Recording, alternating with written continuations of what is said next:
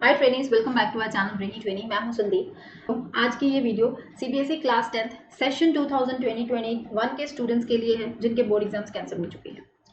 तो सीबीएसई ने एक पॉलिसी जारी की है ऑब्जेक्टिव क्राइटेरियन के बिहाफ के ऊपर कि किस तरह से अब आपका रिजल्ट तैयार किया जाएगा। और आज के इस वीडियो में हम यही पॉलिसी पूरे डिटेल में डिस्कस करने वाले हैं। ये वीडियो थोड़ी लंबी जरूर हो सकती है, लेकिन वीडियो के एंड तक आपको खुद को समझ में आ जाएंगे कि आपके कितने मार्क्स इस साल 10th में आने वाले हैं और आप खुद अपने आप को जज कर पाओगे कि जैसे सीबीएसई ने बोला कि जो बच्चे सेटिस्फाइड नहीं है एग्जाम्स के, जो बच्चे अपने रिजल्ट से सेटिस्फाइड नहीं होंगे वो एग्जाम्स दे सकते हैं। तो आपको खुद तो पता चल जाएगा, आप अपने आप को खुद जज कर सकोगे। इसके अलावा और भी बहुत सारे बच्चों के क्वेश्चन रहते हैं कि इस साल सीबीएसई वाले सबको पास करेंगे या कोई फेल भी होगा। स्ट्रीम सिलेक्शन का क्या मतलब, स्ट्रीम सिलेक्शन का अब क्या नया फंडा है? नहीं।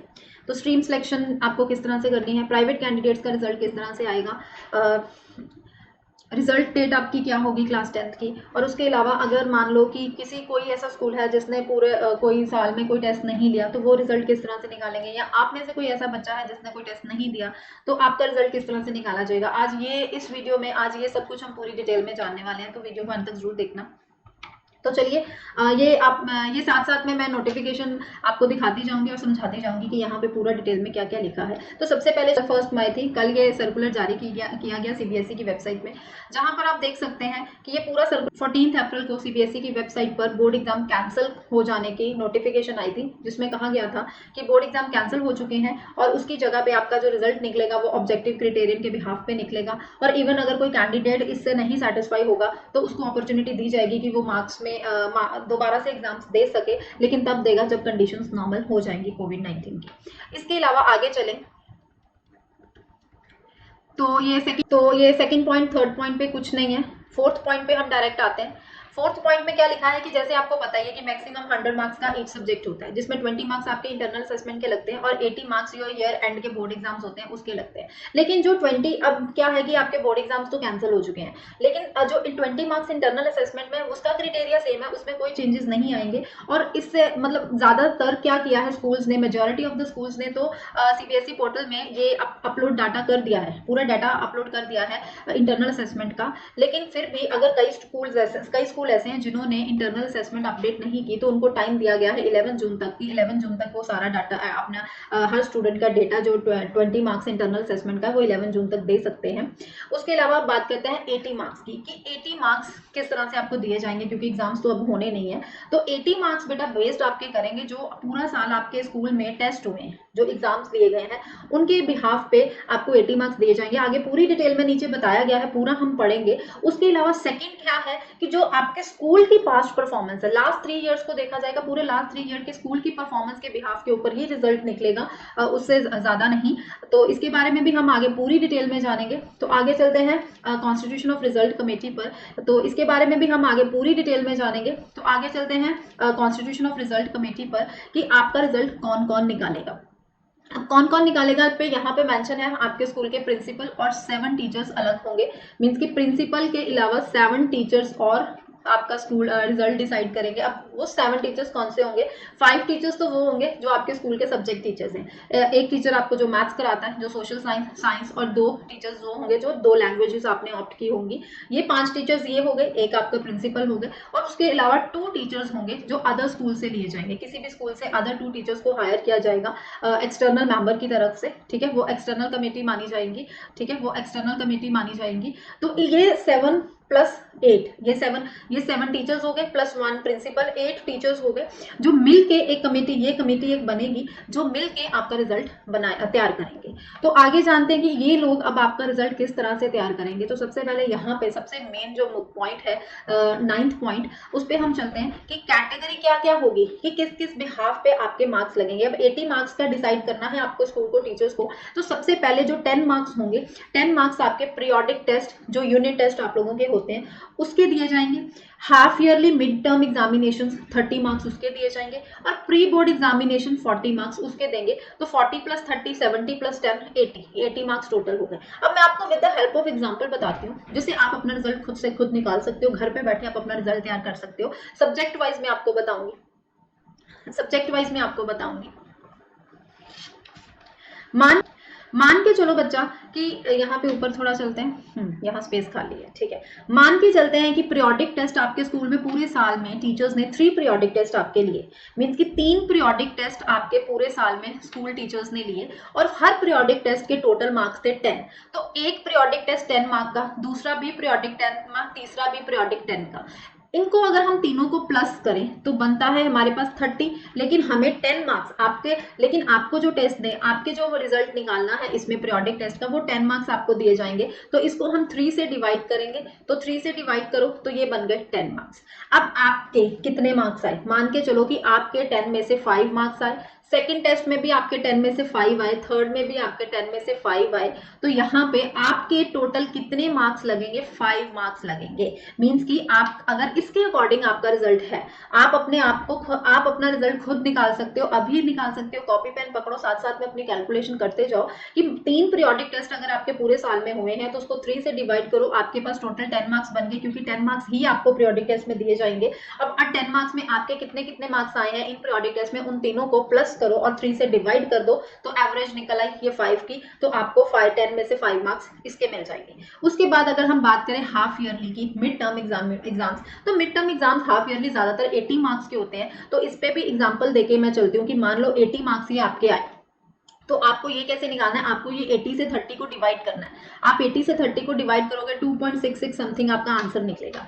अब इस 80 में से आपके मार्क्स कितने हैं वो देखो। अब मान लो आपके इस 80 में से 60 मार्क्स बनते हैं, तो 60 को आपने ये 2.66 से डिवाइड करना है, ठीक है। तो आपका रिजल्ट क्या आएगा, तो आपके कितने मार्क्स बन गए, 22.5। तो 22.5 मार्क्स आपके लगेंगे 30 में से। क्लियर, आई थिंक आपको क्लियर हो गया होगा कि किस तरह से आपको अपने मार्क्स निकालने। अगर ये है 80 की जगह मान लो आपके, तो 22.5 मार्क्स आपके लगेंगे 30 में से।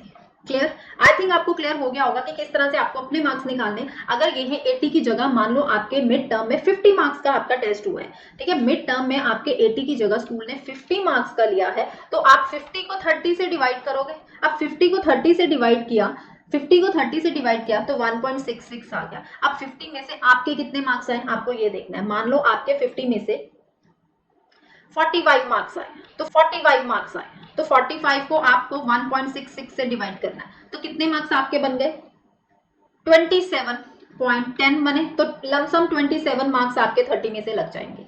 क्लियर, कि अगर स्कूल के एग्जाम्स आपके 50 मार्क्स के हुए थे, ये मिड टर्म एग्जाम्स, उसमें से आपके 45 आए हैं, तो 45 अब इसको 30 में करना है, तो 30 में से आपके लगेंगे 27 मार्क्स। क्लियर, उसके बाद अगर आगे चलते हैं प्री बोर्ड, तो प्री बोर्ड तकरीबन सब स्कूल्स में 80 मार्क्स के हुए हैं, तो 80 मार्क्स को हम 2 से डिवाइड करें तो वो 40 बन जाता है, क्योंकि एग्जाम आपका जो रिजल्ट तैयार होना है वो 40 में से तैयार होना है, मीन्स कि प्री बोर्ड में से 40 में से उनको एवरेज करना है। तो मान लो अगर टोटल 80 मार्क्स का आपका स्कूल में टेस्ट हुआ, तो उसको टीचर्स 2 से डिवाइड करेंगे, 40 मार्क्स हो गए। अब 80 में से आपके कितने मार्क्स आए आपको ये देखना है। अब 80 में से अगर आपके 70 मार्क्स बन रहे हैं, तो आप भी उसको 2 से डिवाइड करोगे, तो आपके 40 में से 35 मार्क्स आ जाएंगे, 40 में से 35 मार्क्स लगाए जाएंगे।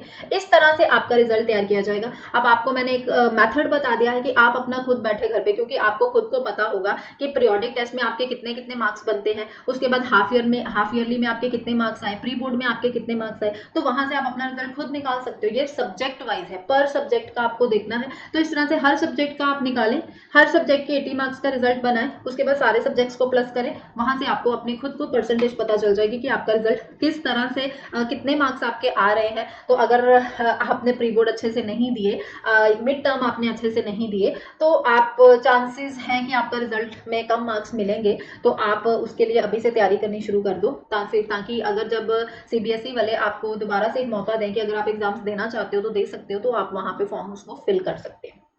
ठीक है, नेक्स्ट पॉइंट पे चलते हैं कि अब नेक्स्ट पॉइंट पे चलते हैं कि मान लो किसी स्कूल ने 2 से 3 प्री बोर्ड्स कंडक्ट किए हैं। यहाँ पे मैंने एग्जांपल तो अब नेक्स्ट पॉइंट पे चलते हैं कि मान लो किसी स्कूल ने 2 से 3 प्री बोर्ड्स कंडक्ट किए हैं। यहाँ पे मैंने एग्जांपल तो आपको एक प्री बोर्ड की दी है, ठीक है। अगर किसी स्कूल ने 2 से 3 प्री बोर्ड कंडक्ट किए हैं, तो वो किस तरह से निकालेंगे। अब ये वो जो कमेटी बैठी है ना, 5 सब्जेक्ट टीचर्स और 2 एक्सटर्नल टीचर्स जो आए होंगे, 7 टीचर्स, ये उनके ऊपर डिपेंड करता है कि उनको यहाँ पे क्या करना है। या तो वो एवरेज करेंगे, मीन्स कि तीनों प्री बोर्ड्स को प्लस करेंगे, ठीक है, प्लस करके, जैसे 80 प्लस 80 प्लस 80, उसको फिर 3 से डिवाइड करके उसका एवरेज निकालेंगे। तो यहाँ क्या करेंगे, उसमें से बेस्ट चुनेंगे। मान लो कि ये 3 प्री बोर्ड आपके हो गए, ये 1, ये सेकंड, ये 3 प्री बोर्ड्स आ गए। फर्स्ट प्री बोर्ड में आपके एक सब्जेक्ट में मैथ्स का ही चलो मान लो, मैथ्स में फर्स्ट प्री बोर्ड में आपके 50 आ रहे हैं, सेकंड में आपने 40 आए, थर्ड प्री बोर्ड में आपके 70 आए। तो हो सकता है कि आपके स्कूल के टीचर्स ये डिसाइड करें कि हमें इसमें से तीनों में से बेस्ट स्टूडेंट, तो मान लो ये बेस्ट आपका थर्ड वाला है तो आपके इसमें 70 आए, तो आपके 70 मार्क्स उस सब्जेक्ट में लग जाएंगे। या तो ये क्राइटेरिया वो यूज कर सकते हैं, या एवरेज कर सकते हैं कि सबके प्री बोर्ड्स को, तीनों के प्री बोर्ड्स को उनको प्लस करके उसको कन्वर्ट करेंगे 40 मार्क्स में, और या तो उस तरह से वो वेटेज कर सकते हैं। तो ये उस कमेटी के ऊपर डिपेंड है कि वो किस तरह से आपका रिजल्ट तैयार करेंगे। ठीक है, यहाँ कुछ ऐसे स्कूल्स भी हैं, आगे हम पॉइंट पर चलें तो कुछ ऐसे स्कूल्स हैं कि जो अब हमने अभी 3 कैटेगरीज की बात कही, पीरियोडिक टेस्ट की, उसके बाद मिड टर्म की, उसके बाद प्री बोर्ड की। उसमें से कुछ ऐसे कैटेगरीज हैं जो स्कूल ने कंडक्ट ही नहीं किए, या उन्होंने मिड टर्म नहीं लिए, या उन्होंने प्री बोर्ड नहीं लिया, या उन्होंने मिस किसको किया, पीरियोडिक टेस्ट को मिस किया। तो वहां पे वो स्कूल्स क्या करेंगे, वो स्कूल्स करेंगे, उन स्कूल, वो कमेटी डिसाइड करेगी कि अब हमें आगे क्या करना है। या तो वो ऑनलाइन बच्चों के साथ कनेक्ट करेंगे, एक ऑनलाइन छोटा सा ऑब्जेक्टिव टाइप टेस्ट रख देंगे जिसका आपको देना होगा ऑनलाइन टेस्ट, या वो टेलीफोनिक कन्वर्सेशन कर सकते हैं आपके साथ, जिससे आपको थोड़े से ऑरली क्वेश्चंस पूछे जाएंगे। ठीक है, तो इस तरह से वो कमेटी डिसाइड करेगी कि उनको क्या करना है, कि ये टेस्ट उन्होंने कंडक्ट नहीं किए थे स्कूल में, तो अब इसकी जगह पे हमें क्या स्टूडेंट्स का, किस तरह से स्टूडेंट्स के मार्क्स लगाने, तो ये उनके ऊपर डिपेंड है। उसके बाद हम 13th पॉइंट पे चलते हैं। 13th point is very important also. अब बात करते हैं हिस्टोरिकल परफॉर्मेंस की। आप, आई थिंक आपको ऊपर भी मैंने पॉइंट ये डिस्कस किया था कि प्रीवियस 3 ईयर, अब स्कूल का रिजल्ट किस तरह से निकलेगा, कि जो स्कूल के 3 साल, पिछले 3 साल का रिजल्ट है, ठीक है, उसका एग्रीगेट देखा जाएगा। एग्रीगेट मान लो फॉर एग्जाम्पल, आप अपने स्कूल की बात करो, आप अपने स्कूल को लेके चलो कि पिछले 3 सालों से एग्रीगेट, मतलब कि सब बच्चों का जो रिजल्ट है वो प्लस करके एक एग्रीगेट बनता है कि मतलब 80% आपके स्कूल का रिजल्ट आया, ओवरऑल सब बच्चों का मिला के। ठीक है, 80% आपके स्कूल का रिजल्ट आया, हर साल आ रहा है, तीनों साल 80% 80% 80% आ रहा है। तो इस साल भी वो 90% तक नहीं लेके जा सकते अपने स्कूल का रिजल्ट, उनका रिजल्ट 80% ही निकलना चाहिए, इससे ज्यादा वो रिजल्ट नहीं निकाल सकते। ये नहीं है कि स्कूल वाले पार्शलिटी कर ले कि चलो अब हमारे हाथ में है रिजल्ट, तो अब हम 80 की जगह अपने स्कूल का रिजल्ट 90% दे देते हैं, ऐसा कुछ नहीं होगा। पिछले 3 प्रीवियस ईयर्स बोर्ड एग्जाम्स क्या, जो बोर्ड CBSE बोर्ड है वो चेक करेंगे पिछले 3 साल का का परफॉर्मेंस स्कूल का कैसा आ रहा है, कि अगर उनके तीनों साल का पिछले का आ रहा है एवरेज, मान लो कि किसी का 70% आ गया एक ईयर में, दूसरे में 72% आ गया, तीसरे में 74% आ गया, तो हाईएस्ट क्या है 74%, तो वो इस साल भी अपना एवरेज जो है एग्रीगेट है 74% तक रख सकते हैं, इससे ज्यादा वो नहीं रख सकते। और अगर सब्जेक्ट वाइज बात करें, ये तो मैंने ओवरऑल स्टूडेंट्स का बता दिया, अगर हम सब्जेक्ट वाइज बात करें तो +- 2 मार्क्स ऊपर नीचे हो सकते हैं। फॉर एग्जाम्पल अगर हम मान लो मैथ सब्जेक्ट की लेते हैं, तो मान लो ओवरऑल एक स्कूल है, आपका स्कूल ये, ठीक है, तो हर स्टूडेंट के बच्चे एवरेज मार्क्स हर स्टूडेंट के आ रहे हैं 70 to 80 के बीच में आ रहे हैं, 70 to 80 के 75 आ रहे हैं, 78 आ रहे हैं। ठीक है, तो इस तरह इतने ही मार्क्स हर बच्चे के आ रहे हैं, तो एवरेज क्या निकला उनका, यही 75 to 80 के बीच में। तो वहां पे मार्क्स +- 2 आगे जा सकते हैं, प्लस आगे 2 आगे जा सकते हैं, -2 पीछे जा सकते हैं, लेकिन +- 2 से आगे एक्सीड उनको रिजल्ट अपना नहीं वो कर सकते। तो ये 4 मेन सब्जेक्ट्स का वो इस तरह से रिजल्ट अपना डिसाइड करेंगे। तो ये सारा कुछ स्कूल के ऊपर ही डिपेंड है कि उनको रिजल्ट अब देना है, लेकिन अपनी मर्जी से वो पूरा उनको ये देख के देना है कि हम लोग इससे, कि पिछले 3 साल से हमारा रिजल्ट इस तरह से आ रहा है स्कूल का, तो हमें इस साल भी उतने ही % का रिजल्ट निकालना है, उससे ज्यादा नहीं निकाल सकते। उसके बाद आगे अगर बात करें कि इन केस ओनली 2 ईयर्स, मतलब कि किसी ने बोर्ड की एफिलिएशन अगर पिछले 2 साल में ली है, तो उनका 2 साल का ही रिजल्ट का रिकॉर्ड है। इसके बाद आगे यहाँ पे आपके लिए तो कोई पॉइंट नहीं है। उसके बाद अगर हम आगे बात करें, ये देखिए यहाँ पे जो मैं ऑलरेडी आपको समझा चुकी हूँ एग्जाम्पल पे, ये सब कुछ यहाँ पे मेंशन है, आप इसको खुद से पढ़ सकते हैं। आगे चलते हैं।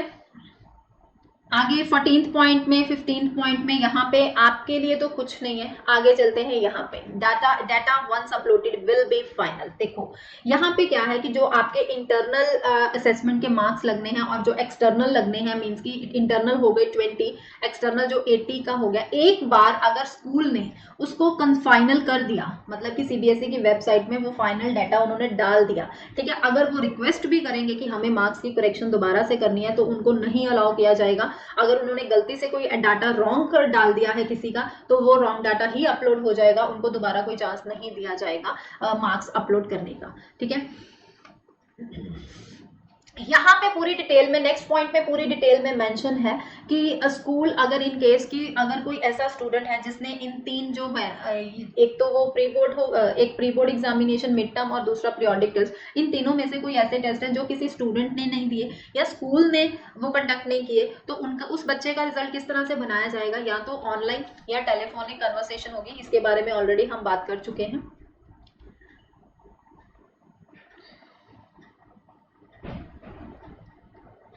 आगे है पॉइंट 21 जिसमें रिजल्ट के बारे मोर देन 5 सब्जेक्ट्स। अगर किसी बच्चे ने कि 5 सब्जेक्ट्स, अगर किसी बच्चे ने 5 सब्जेक्ट से ज्यादा सब्जेक्ट्स को ऑप्ट किया है, जैसे कई बच्चे कोई एक्स्ट्रा पेंटिंग रख लेते हैं या म्यूजिक को रख लेते हैं, तो वो पेंटिंग म्यूजिक का अब रिजल्ट कैसे, उसके मार्क्स अब आपके कैसे लगेंगे।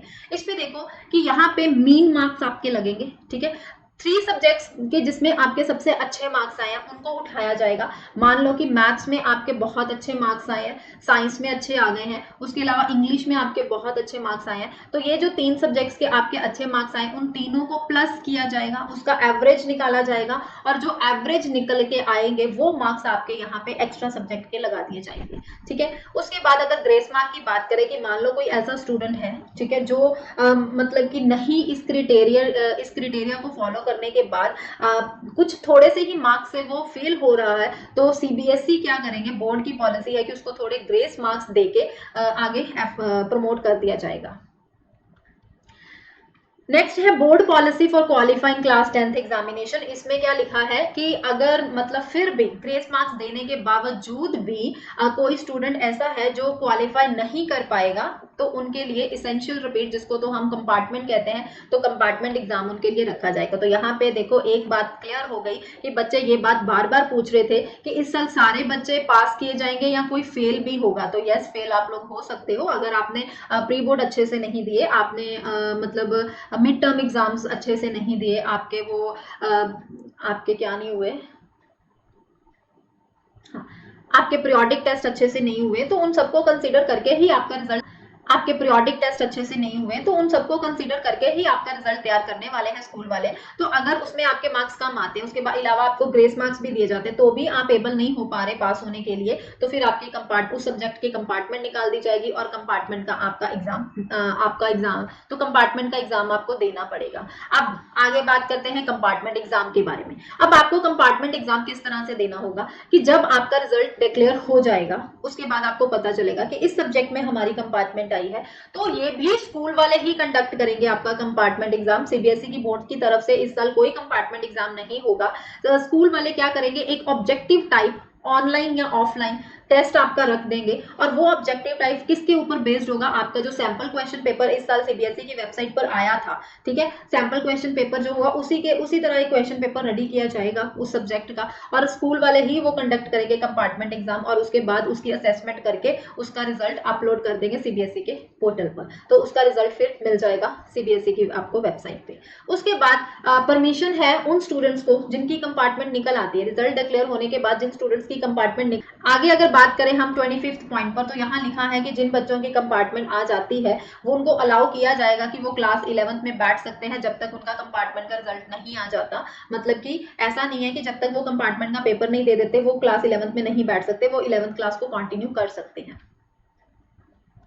बहुत सारे बच्चे मुझसे ये क्वेश्चन भी पूछते थे, इसलिए ये वीडियो थोड़ी लंबी जा रही है क्योंकि हर क्वेश्चन का आंसर आपको इस वीडियो में मिल रहा है कि जो बच्चों ने मैथ्स लिया है क्लास 10th में, क्या वो क्लास 11th में मैथ्स रख सकते हैं। तो बिल्कुल रख सकते हैं। यहाँ पे सीबीएसई ने ये साफ साफ कर दिया है कि जिन स्टूडेंट्स ने क्लास 10th में बेसिक मैथ्स रखा था वो स्टूडेंट्स क्लास 11th में मैथ्स रख सकते हैं।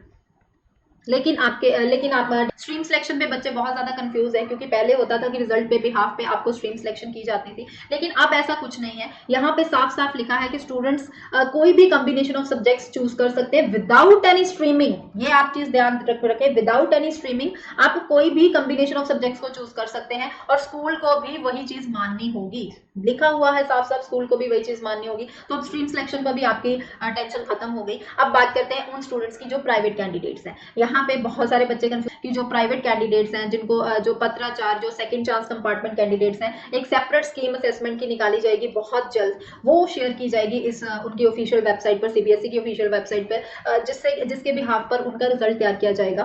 तो ये आप नीचे देख सकते हैं, कंट्रोलर ऑफ एग्जामिनेशन डॉक्टर संयम भारद्वाज के सिग्नेचर्स हैं। तो ये पूरी पॉलिसी मैंने आपको पूरी डिटेल में समझा दी। अभी भी ये पॉलिसी आगे खत्म नहीं हुई। आगे यहाँ पे टीचर्स का, स्कूल का रिस्पॉन्सिबिलिटी सारी बताई है कि उनको कौन कौन सी रिस्पॉन्सिबिलिटी से रिजल्ट तैयार करना है। तो आई थिंक सो कि ये सब कुछ आपको जानने की कोई जरूरत नहीं है। अब मेन मुद्दे पे आते हैं, आपके रिजल्ट पे। अगर आप कहेंगे ये भी सब कुछ मैं डिटेल में आपको अलग वीडियो बता दूंगी, यहाँ पर इस वीडियो में अगर मैं बताने लग गई तो ये वीडियो बहुत लंबी चली जाएगी, ठीक है। आगे हम लास्ट पे आते हैं टाइम शेड्यूल की, किस तरह से आपका रिजल्ट, कब आपका रिजल्ट आएगा। तो देखिए, स्कूल ने जो फाइनल करना है रिजल्ट, वो 25 मई तक आपका रिजल्ट फाइनल हो जाएगा, ठीक है। उसके बाद सीबीएसई के पोर्टल पे वो रिजल्ट डाल दिया जाएगा। सबमिट कब किया जाएगा? 5 जून तक सीबीएसई के पोर्टल में रिजल्ट डल जाएगा। उसके बाद जो इंटरनल असेसमेंट की सबमिशन है, जो आउट ऑफ 20 मार्क्स, वो 11 जून तक सीबीएसई के पोर्टल में चली जाएगी। और जो रिजल्ट डिक्लेयर होगा आपका 20 जून, इट मीन्स 20 जून को आपको अपनी क्लास 10th का रिजल्ट मिल जाएगा। तो आप 20 जून तक अब देखिए कि तो ये आपको तो अब इस वीडियो में आपके सारे क्वेश्चन के आंसर्स मैं दे चुकी हूँ। आई होप अब आपको ये वीडियो पूरी एंड तक देख के सारे डाउट्स आपके क्लियर हो गए होंगे। अगर इसके अलावा भी आपको बच्चा कोई डाउट है तो आप मुझे कमेंट बॉक्स में डाउट पूछ सकते हैं। तो अगर आपको लगता है कि ये जो सर्कुलर आज निकला है आपके असेसमेंट के ऑब्जेक्टिव क्राइटेरियन के, कि कुछ यहाँ पे इसके अलावा कुछ और एड ऑन वो कर सकते थे, तो आप वो भी मुझे कमेंट बॉक्स में बता सकते हैं। लेकिन अब रिजल्ट जो आपका निकलेगा, इन्हीं 3 के बिहाफ पर निकलेगा, इन्हीं 3 कैटेगरीज के बिहाफ पर निकलेगा। आपके पीरियोडिक टेस्ट, उसके बाद आपके होंगे मिड टर्म के एग्जाम्स के नंबर, और लास्ट में प्री बोर्ड। तो इन तीनों के बिहाफ पे ही निकलेगा। तो आज की वीडियो में बस इतना ही कहना चाहूंगी। पूरी डिटेल में वीडियो बनाई है अच्छे से दोबारा। तो अगर वीडियो अच्छी लगी हो तो वीडियो को लाइक जरूर कीजिए, और अपने सारे फ्रेंड्स को ये वीडियो शेयर कीजिए, ताकि हर कोई बच्चा इसको, पूरे सर्कुलर को पूरी डिटेल में जान सके, और अपना रिजल्ट आप खुद घर पे बैठ के तैयार कर सकते हो। अब मैंने आपको पूरी डिटेल में बता दिया है। तो मिलते हैं नेक्स्ट वीडियो में, तब तक के लिए bye bye and take care.